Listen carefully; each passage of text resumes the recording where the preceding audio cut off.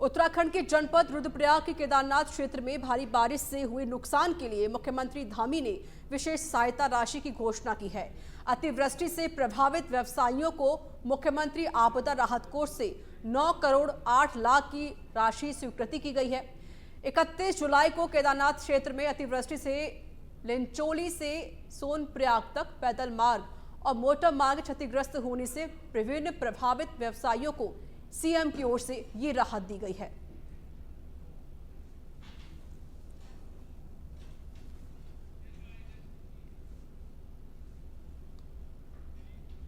और प्रदेश में आर्थिक रूप से कमजोर महिला बालिकाओं को स्वरोजगार के लिए सरकार 50% अनुदान पर बाइक, स्कूटी, ऑटो और कार देगी।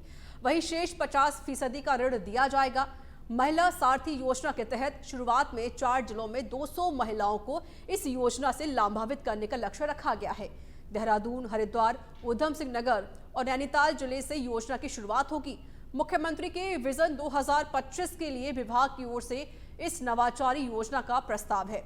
योजना को केंद्र सरकार के निर्भया फंड से पोषित किया जाएगा।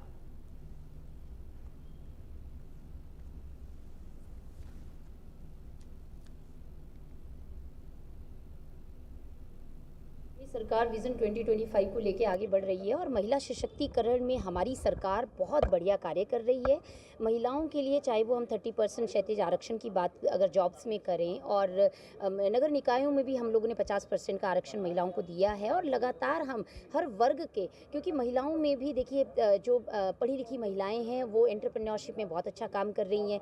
जो हमारी ग्रामीण बहनें हैं वो सेल्फ हेल्प ग्रुप के माध्यम से बहुत अच्छी अपनी अर्निंग कर रही हैं। और इसी तर्ज में माननीय मुख्यमंत्री जी ने अभी देहरादून, हरिद्वार, नैनीताल और उधम सिंह नगर में इन 4 जिलों में महिलाओं को 50% की सब्सिडी सारथी योजना के माध्यम से हम लोग दे रहे हैं, जिसमें महिलाएं अपने वाहन खरीद सकती हैं और उनको ऋण की उपलब्धता इसमें सरकार की तरफ से कराई जा रही है। तो इस दिशा में हम लोग अभी 200 महिलाओं को लेकर चले हैं कि 200 महिलाओं को हम इस योजना से लाभान्वित करेंगे और उसके बाद उसके रिस्पांस के आधार पर हम आगे हर जिले में ये योजना का लाभ दिलाएं। उत्तराखंड सरकार ने राज्य कर्मचारियों के लिए बड़ा फैसला लिया है। सरकार ने आदेश जारी किए हैं कि अब राज्य कर्मचारी सुबह शाम की आरएसएस की शाखा सहित अन्य सांस्कृतिक और सामाजिक गतिविधियों में शामिल हो सकते हैं। इस संबंध में जारी आदेश में स्पष्ट किया गया है कि इससे राज्य कर्मचारी आचरण नियमावली 2002 का उल्लंघन नहीं माना जाएगा। बता दें कि यह आदेश अपर मुख्य सचिव आनंद वर्धन की ओर से जारी किया गया है। तो वहीं दूसरी तरफ कांग्रेस इसे शर्मनाक निर्णय बता रही है।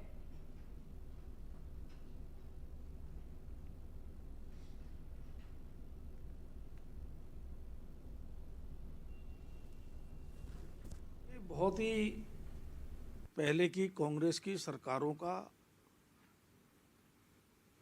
एक किस्म से अन्यायपूर्ण आदेश था और जहां तक मेरी जानकारी है अनेक संघ के कार्यकर्ता सरकारी नौकरी में रहते हुए संघ की शाखा में जाते थे। मैं स्वयं भी उसमें से था। मैंने 3 साल इरिगेशन में नौकरी की, 24 साल बैंक में नौकरी की, लेकिन मैं लगातार संघ के कार्य में रत रहा, करता रहा और किन्हीं भी संघ के कार्यकर्ताओं पर इस बात को लेकर के नोटिसबाजी हुई या मुकदमेबाजी हुई तो सब मुकदमों में कार्यकर्ता जीते, क्योंकि संघ कोई राजनीतिक दल नहीं है। संघ एक सामाजिक संगठन है जो देशभक्ति की, राष्ट्रभक्ति की, अनुशासन की शिक्षा देता है। सब में वो भाव होता है, उस भाव को लेकर के सब अपने दायित्वों को पूरा करते हैं। है देखिए, अधिकारियों के लिए, कर्मचारियों के लिए एक नियमावली होती है कि वो राजनीतिक दलों के कार्यक्रमों में शिरकत नहीं कर सकते। अब कहीं ना कहीं या तो भारतीय जनता पार्टी की आंखों पे पट्टी है या वो जनता की आंखों में धूल झोंक रही है, ये समझ से परे है। क्योंकि आरएसएस कितना भी अपने आप को सामाजिक संगठन कहता रहे, लेकिन सच्चाई ये है और वो सबके सामने है कि वो राजनीति में पूरा अंदर तक घुसा हुआ है। कुछ ऐसे इम्पॉर्टेंट नियुक्तियां हैं जो आरएसएस के लोगों को दी जा चुकी हैं और अब देश के अंदर धीरे धीरे वो पैर पसारते चले जा रहे हैं। ऐसे में बहुत ही खतरनाक ये निर्णय धामी सरकार का है, क्योंकि हमारे संविधान में भी अगर आप देखें तो कार्यपालिका का, विधायिका का और न्यायपालिका का, तीनों का अपना अलग अलग रोल बताया गया है, भूमिका बताई गई है। अगर सब में घालमेल कर देंगे तो समझ में ही नहीं आएगा, डिमार्केशन ही नहीं हो पाएगा, वो लकीर का ही पता नहीं चलेगा जिसकी परिधि में इनको काम करना है। बहुत ही शर्मनाक है। देखिए, अधिकारियों के लिए, कर्मचारियों के लिए एक नियमा। अल्मोड़ा जिले के विकास खंड सल्ट के खुमाड़ में आज़ादी की लड़ाई में शहीद हुए खीमानंद गंगाराम सहित बहादुर और चूड़ामणि को पूर्व मुख्यमंत्री हरीश रावत ने प्रतिमाओं पर पुष्प अर्पित करके श्रद्धांजलि दी। इनमें खीमानंद और गंगाराम दोनों सगे भाई थे। इस दौरान पूर्व विधानसभा अध्यक्ष गोविंद सिंह कुंजवाल समेत कई अन्य नेता भी मौजूद रहे। वहीं पूर्व मुख्यमंत्री हरीश रावत ने जनसभा को संबोधित किया। इस दौरान उन्होंने कहा, कांग्रेस 2027 में सत्ता में वापसी करेगी।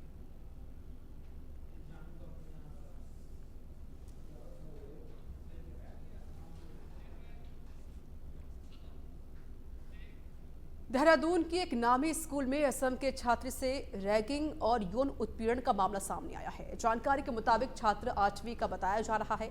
तो वही मामले को लेकर परिजनों ने असम पुलिस को शिकायत की, लेकिन असम पुलिस ने 0 FIR कर अब दून के डालनवाला थाने को केस ट्रांसफर कर दिया है, जिसके बाद अब देहरादून पुलिस पूरे मामले की जांच कर रही है।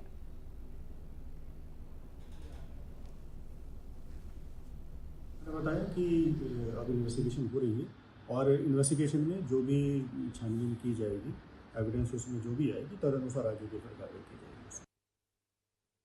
पेरेंट्स ने हमें कुछ भी जो उन्होंने कंप्लेंट की थी, कोई स्पेसिफिक्स उस कंप्लेंट में नहीं बताए थे। सो मेरे लिए तो सारे बच्चे हैं।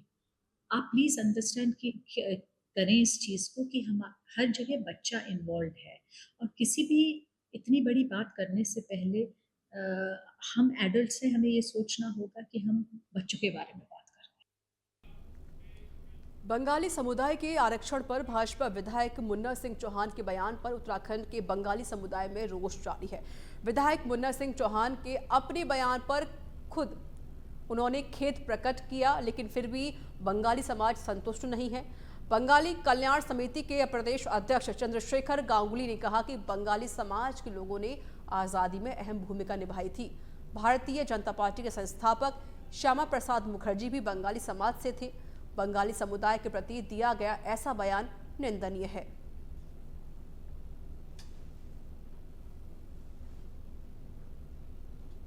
अरविंद पांडे जी भी वहाँ बैठे थे और कई लोग ऐसे बैठे थे। आज कौन सी ऐसी जगह है तराई की जिसमें बंगाली समाज के लोग नहीं हैं? सब बैठे थे। वो एक ने भी नकारा नहीं, ये बात अफसोस की बात है। मैं ऐसा महसूस करता हूँ, आज मैं दिनेशपुर में आया हूँ, कि आज सबसे ज़्यादा कष्ट तो इस बात का हो रहा है कि जनप्रतिनिधि बोले ही नहीं। उम्मीद करते हैं कि भाई ये बंगाली समाज के लोग थे। बंगाली समाज का एक भी मसले पे कोई भी हल नहीं निकला। मैं तो 2 बार विधायक रहा, बहन जी की सरकार में रहा, और बहन जी की सरकार अगर कहीं बन जाती ना, भारत में बन जाती या कहीं बन जाती, तो ये तो काम मिनटों काम सेकंडों में होता ये काम। मायावती जी ने तो ये जिला बनाया था। लेकिन आज पार्टी से अलग हटके मैं बात कर रहा हूँ। मुझे ये अफसोस होता है कि पार्टी के इतने बड़े लीडर हैं, मुख्यमंत्री जी वहाँ हैं, और मुख्यमंत्री जी के क्षेत्र में क्या बंगाली कम्युनिटी के लोग नहीं हैं? आप इनका इतिहास नहीं मालूम है लोगों को? जो उन्होंने मुन्ना सिंह चौहान जी ने इतनी बड़ी बात कही थी, ये बहुत अफसोस की बात है। हम भाजपा के कार्यकर्ताओं से अनुरोध है कि आप लोग बहुत परेशानियों में हैं हम लोग, और हम लोगों को जब तक जाति का मामला हम लोगों का सही नहीं होता है, हम लोग इस तरह से अपमानित होते, तब तक कम से कम आप लोग सदस्यता नहीं लीजिए। आप लोग अपने नेताओं को बोलिए कि जब तक ये मामला सुलझ नहीं जाएगा हम सदस्यता नहीं लेंगे, और ये हमारा विशेष अनुरोध रहेगा। और एक बात मैं कहना चाहूँगा कि पक्ष और विपक्ष, भारतीय जनता पार्टी की सरकार चल रही है, विपक्ष में कांग्रेस पार्टी बैठे हुए हैं। विपक्ष में जब कांग्रेस पार्टी बैठे हैं, 3 विधायकों ने जब कुछ नहीं बोला, जिनको हमने विधायक बना के भेजा, हमारे बहुल्य क्षेत्र से जिन लोगों को हमने विधायक बना के भेजा, उन लोग कुछ नहीं बोले, तो कांग्रेस के जितने भी विधायक थे वो क्या सो रहे थे वहाँ? उन लोगों ने आपत्ति दर्ज क्यों नहीं की? हमारे लिए सारे लोग एक जैसे हैं। हमारा समाज दबा कुचला समाज है, सब लोग वोट की राजनीति करते हैं, और हम खुले मंच से कह रहे हैं करके कि अगर इस बार अरविंद पांडे जी को वहाँ उठाना चाहिए, नेता प्रतिपक्ष यशपाल आर्य जी को वहाँ उठाना चाहिए। हम लोग इंतजार करेंगे कि ये लोग कौन उठाता है, हम उसके पीछे जाने के लिए बाध्य होंगे। आप लोगों के माध्यम से ये कहना चाहता हूँ कि विधायक मुन्ना सिंह चौहान ने जो स्टेटमेंट दिया है, ये खेत टाइप का एक शब्द कहा है, बाकी माफ़ीनामा इनके बॉडी लैंग्वेज से लगा नहीं कि माफ़ी मांगा है, वो मांगा ही नहीं है। ये जो कुछ हमारे बंगाली समाज के नेता इस वीडियो को वायरल कर रहे हैं, इसमें बंगाली समाज संतुष्ट नहीं है और बहुत आहत है, और भविष्य में इसका जो है भुगतान मुन्ना सिंह के रूप में बीजेपी को भरना पड़ेगा। इसका मैं पूरे समाज की ओर से ये आश्वासन देना चाहता हूँ कि अगर जल्दी मुन्ना माफ़ी नहीं मांगता है तो आप ये मान के चलिए कि ये उग्र आंदोलन का रूप होगा, और इसके बाद अगर बेटा गलत करे तो बाप माफ़ी मांग लेता तब भी चल जाता है। अगर मुन्ना सिंह चौहान विधायक के माफ़ी गलत बोला है तो मुखिया को आगे आना चाहिए था, मुखिया नहीं आया। तो हम लोग क्या करेंगे इसके बाद, जो 40-50 हमारे एमपीज़ हैं, हम तो अब जाएंगे दिल्ली, सीधा रुक करेंगे और प्रधानमंत्री मोदी जी से, जेपी नड्डा जी से, अमित शाह जी से मिलके विधानसभा सत्र में बीजेपी विधायक मुन्ना सिंह चौहान के जातियों के आरक्षण को लेकर दिए गए बयान को लेकर बंगाली समाज में भारी आक्रोश है, जिसे लेकर रुद्रपुर के संजय नगर में बंगाली समाज के युवाओं ने विधायक का पुतला फूंका।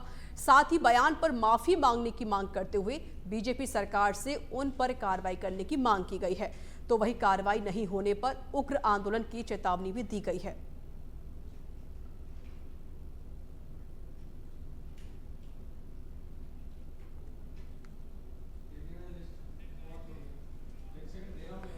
और वहीं मसूरी में लगातार हो रही मूसलाधार बारिश के बाद जनजीवन अस्त व्यस्त हो गया है। बारिश के चलते कई सड़कें भी क्षतिग्रस्त हो गई हैं और अभी भी लगातार बारिश होने से कई स्थानों पर भूस्खलन का खतरा बना हुआ है। आपको बता दें कि पिछले दिनों बस स्टैंड के पास में भूस्खलन होने से मार्ग बाधित हो गया था, तो वहीं मलबा आने की वजह से इसके निकट एक होमस्टे को खतरा उत्पन्न हो गया, जिसके चलते होमस्टे की सीढ़ियां क्षतिग्रस्त हो गई हैं और कमरों में भी दरार आ गई है। तो वही प्रशासन की टीम की मौके पर निरीक्षण करने के लिए पहुंची, लेकिन अब तक होमस्टे के मालिक को मुआवजा नहीं मिला है। मुआवजे की बात हुई थी, नायब तहसीलदार आए थे, उन्होंने कहा कि हमारे यहाँ कुछ ऐसा नहीं है, जो उसकी राशि है मुआवजे की धनराशि जो है वो बताने लायक नहीं है, शर्मसार वाली बात है। तो 800 रुपये जो है पूर्ण ध्वस्त, अगर दीवार गिरेगी तो 800 रुपये मिलेंगे और पूरा ध्वस्त हो जाएगा तो तब 4000 रुपये मिलेंगे। तो पूरा मकान तो अभी ध्वस्त नहीं हुआ, लेकिन ऐसी स्थिति बनी हुई है जिस हिसाब से बारिश हो रही है उस हिसाब से तो खतरा ये बना हुआ है कहीं पूरी बिल्डिंग ना नीचे आ जाए।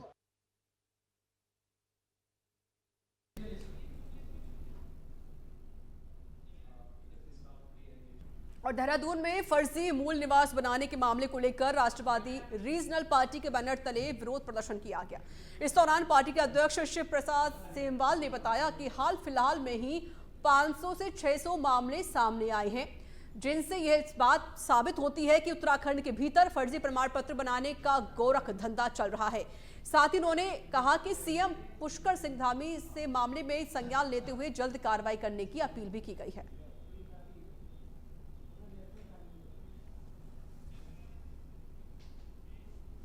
चंपावत जिले के लोहाघाट कस्बे में बुधवार को स्कूली छात्रा के अपहरण की कहानी झूठी निकली। जानकारी के मुताबिक बुधवार को लोहाघाट में स्कूल जा रही छात्रा का कथित तौर पर 4 अज्ञात लोगों द्वारा अपहरण करने तथा दुष्कर्म की प्राथमिकी दर्ज की गई थी, जिसके बाद पुलिस ने मामले की जांच करते हुए 3 टीम गठित की थी, जिन्होंने सीसीटीवी सहित अन्य माध्यमों से घटना की जांच की और पीड़िता के बयान के साथ मेडिकल परीक्षण करवाया गया। लेकिन जांच में पाया गया कि अपहरण की कहानी झूठी थी और छात्रा स्कूल न जाकर अपने स्कूल के एक नाबालिग छात्र के घर चली गई थी।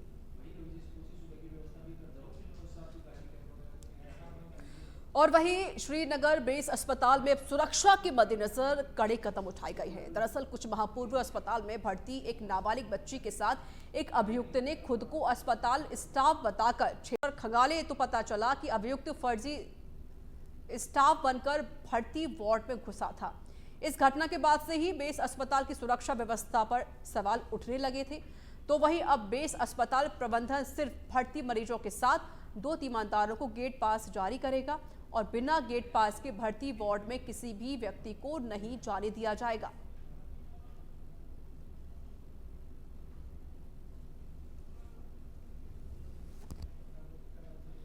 चिकित्सालय परिसर के अंदर कुछ घटनाएं हुई थी। चिकित्सालय प्रशासन ने उनका संज्ञान लेते हुए सुरक्षा व्यवस्था को और चाक चौबंद करने के लिए कुछ निर्णय लिए हैं, जिसमें हमारे भर्ती मरीज के साथ हम 2 तीमारदारों को गेट पास इशू किया करेंगे और जिन तीमारदारों के पास गेट पास हुआ करेंगे उन तीमारदारों को ही चिकित्सालय परिसर में प्रवेश देने की अनुमति होगी। बिना गेट पास के किसी को भी अनुमति नहीं दी जाएगी। हमारा रजिस्ट्रेशन काउंटर पर जहां भर्ती की फाइल बनती है, तो भर्ती की फाइल बनते टाइम ही उस रजिस्ट्रेशन काउंटर पर ही 2 गेट पास इशू कर दिए जाया करेंगे। तो मरीज के तीमारदार, जो भी 2 तीमारदार रहेंगे, उनके देहरादून के जिलाधिकारी सभी बंसल ने पंडित दीनदयाल उपाध्याय कोरोनेशन चिकित्सालय का निरीक्षण किया। इस दौरान सभी व्यवस्थाओं को चाक चौबंद करने के निर्देश दिए गए। आपको बता दें कि सविन बंसल ने विगत दिवस देहरादून के जिलाधिकारी का चार्ज लिया है। इस दौरान भर्ती मरीजों से जिला अधिकारी ने बातचीत भी की है।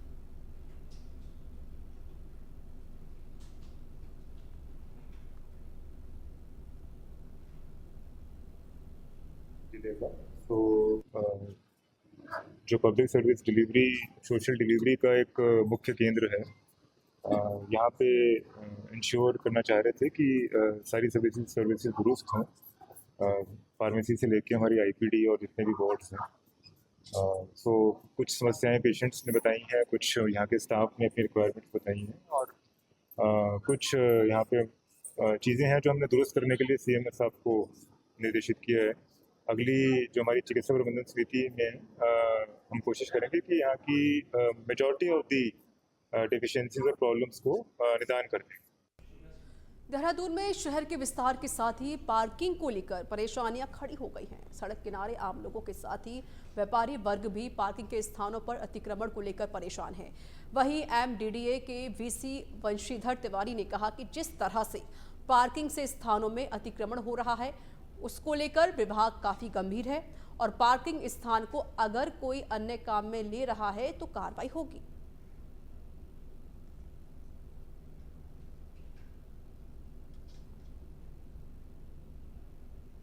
नहीं, देखिए, शहर में बढ़ती ट्रैफिक और पार्किंग उपलब्धता, उसके दृष्टिगत ये हम लोगों ने निर्णय लिया कि बेसमेंट या स्टिल्ट जो भी पार्किंग का स्थान है उसको किसी अन्य रूप में प्रयोग न किया जाए। जो भी अगर किसी अन्य रूप में प्रयोग कर रहा है तो उनके खिलाफ हम लोग कार्रवाई करेंगे। रुद्रपुर स्थित आर्य कन्या इंटर कॉलेज में बाल सुरक्षा को लेकर जागरूकता शिविर आयोजित किया गया, जहां जिला प्रवेशन अधिकारी व्योमा जैन ने बालिकाओं को स्वयं को सुरक्षित रखने के उपाय, पॉक्सो अधिनियम, किशोर न्याय अधिनियम, गुड टच बैड टच के बारे में पूरी जानकारी दी। इसके साथ ही चाइल्ड हेल्पलाइन 1098 के संबंध में जानकारी भी दी गई। सभी बालिकाओं को कानूनी प्रावधानों की जानकारी रखने के साथ साथ जागरूक नागरिक बनने हेतु प्रेरित किया गया।